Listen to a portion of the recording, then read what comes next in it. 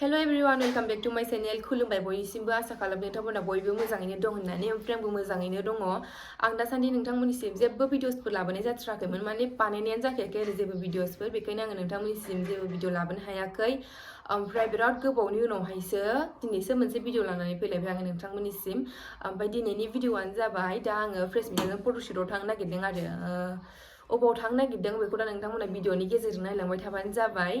ओमफ्राय माने आब' बार्टी मेकआप आर्टिस्ट होननाया फ्रेश मिटखौ लेंहरदों आरोना ब्राइडेल फट'शुटनि थाखाय दा जों बावनो थांनो नागिरदों।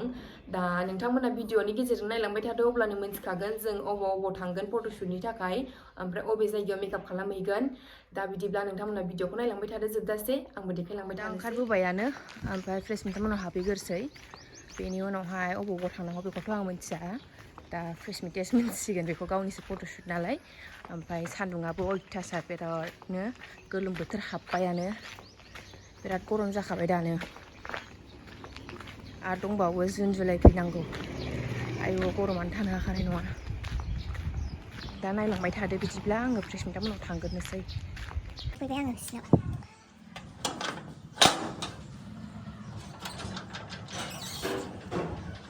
हाय आबैखौ दोनलांदोंमोन भिडिअ लादों आबैखौ दोनलांदोंमोन नामा होनदां।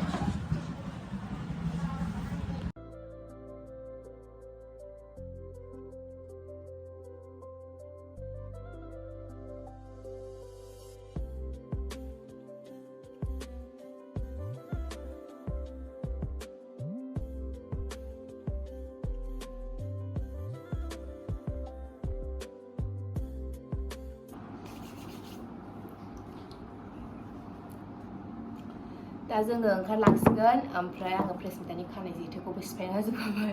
खानाय खाननो होखांबाय आं बेनो माने बेना खानाया बिराद गोलाव नालाय ओमफ्राय बे हारसिङै खानख'नो हाया जायो आरोना खानाय गिसियावहाय बिराद जेथो जायोना बेखायनो खानना होदोंमोन आङो।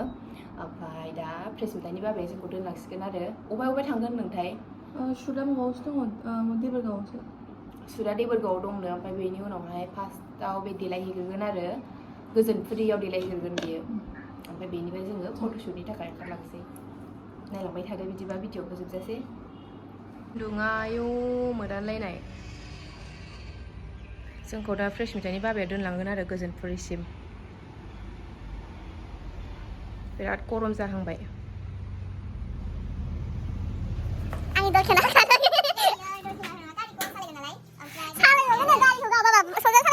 बे खेवनाया नालाय गेटखौ ओंखायनो उफाय गैया आं सालायगोन आंनो आथिङा मोजां मानो होनो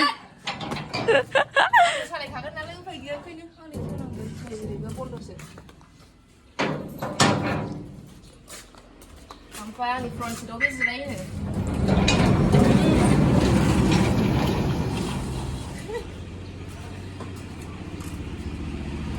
गाइस आंनि गारि सालायनायखौ नायलांबाय थादो। नोसै जोङो नै गारि गाखोनोसै।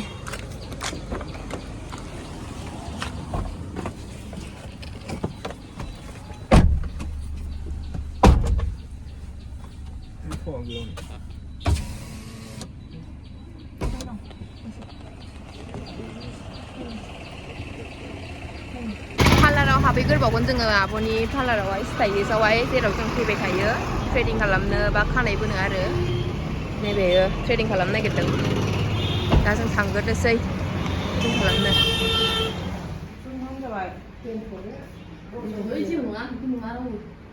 दे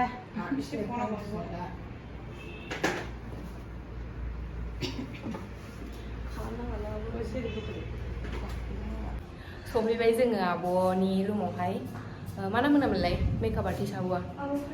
मेकआप आर्टिस्टनि नामाहाय बार्टी आरो आब' बार्टीनि रुमावहाय सफैबाय जोङो। दा बे आब'आ फ्रेश मिटनि मेकआप खालामना होगोन।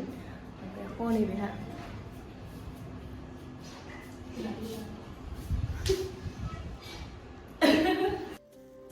दा नै फ्रेश मिटआ देलायहोजागासिनो आब' बार्टीजों मेकआप खालामजागासिनो।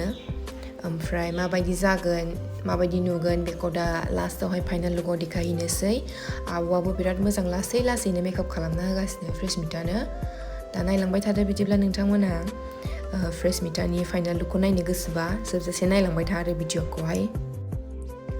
नै ओमफ्राय लेहेंगायाबो ओरैबायदि मोजांखामोन आरोना कालाराबोथ' बिराद मोजां थांजेननाय लोगो लोगो फसायखादों जोङो आयु बिदि मोजांखा सानैखादों आरोना नुहैनानैहाय ओमफ्राय आङो जोमनायनो लुगैनानै एसेबाबो जोमनाय नायथारबाय खिन्थु बिराद हेभिमोन आरो ओरैबायदि हेभिमोन दा फ्रेश मिटाखौ नायलांबाय थादो फ्रेश मिटाखौ माबायदि नुयो देलायखांबायानो नै फेसनि मेकआपआ कमप्लिट जाबाय ओमफ्राय दा हेयार स्टाइल खालामगासिनो आरो खानायखौ खालामगासिनो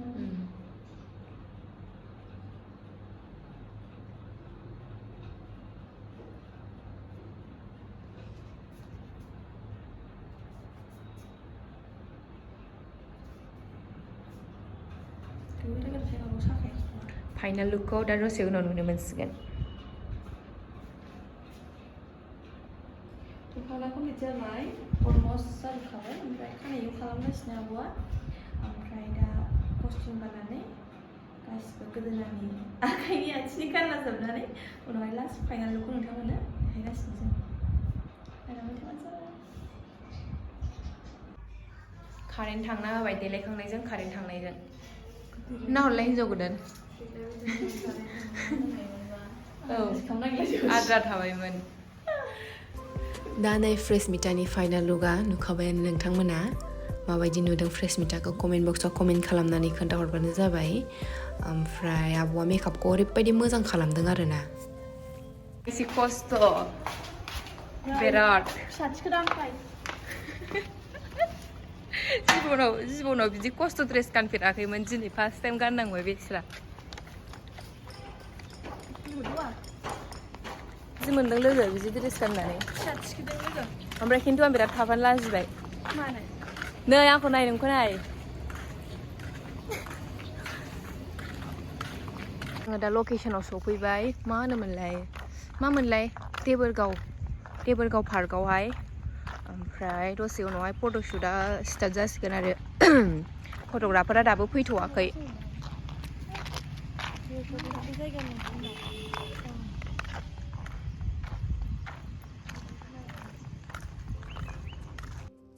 दा नै फट' खेबनाया स्टार्ट जाबायानो ओमफ्राय फ्रेश मिटाखौ माबायदि नुदों नोंथांमोना कमेन्टआव खोन्थाहरबानो जाबाय आंथ' बिराद मोजां नुदों आरोना बिराद समायदोंबो आरो आब'आबो मेकआपखौ बिराद मोजां खालामना होखादों प्लास लेहेंगायाबो बिराद मोजां आरो लेहेंगाजों मानसिजों मेकआपजों बिराद बेरदों आरोना हिन्जाव गोदानफोर बायदि नुदों आरो खाथियावहाय दा नोंथांमोनासो माबायदि नुदों खोन्थाहरदो आरो फ्रेश मिटानि फट'सफोरखौथ' नोंथांमोना फ्रेश मिटानि इन्सटाग्राम आरो फेसबुकफ्रावनो नुखागोन फ्रेश मिटा बेयावनो आपडेट होना होखागोन आरो दा आरो आब'जों सोरबाफोर आब' बार्टिजों सोरबाफोर मेकआप क्लास लानो गोसोबा आब' बार्टिखौ कन्टेक्ट खालामहरबानो जाबाय आरोना आब'आ होनदों बैसागुनि एसे अफार होगोन दा जों प्राइसखौथ' सोङासै बेसे आब'जों कन्टेक्ट लाबा नोंथांमोना मोनथिखागोन आरो दा बिदिबा नायलांबाय थादो हनै खिथुआवहाय शुट सोलिगासिनो दाबो जोबाखै माने बारा गोबाव जाखायाखै आरो गावबो फट' खेबग्रायाहाय दादाया बिराद लेटै फैखादों माने एसे लेट जादों आरो फैयैनो ओमफ्राय जोंबो बिराद गोबाव नेफैबाय ओमफ्राय दा नै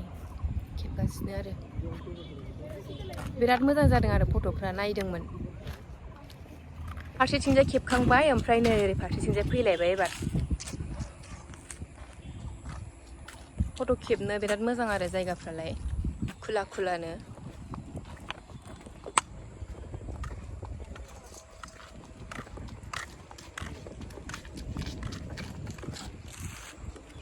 आंहा नै दै बथल लानानै दङ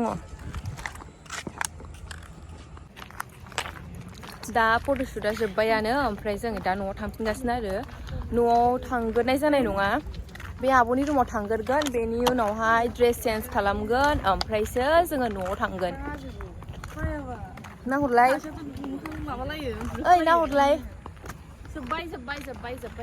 जोब्बाय बिराद मोजाङैनो बिराद मोजां जादों फट'आ नायदो नोंथांमोना उनावहाय आपडेट होगासिनो बेखौथ' फ्रेश मिटानियाव नुखागोन आरो इडिटिंखौ गाबोन मोनगोन ओमफ्राय उइदाउट इडिटखौ दिनै मोनगोन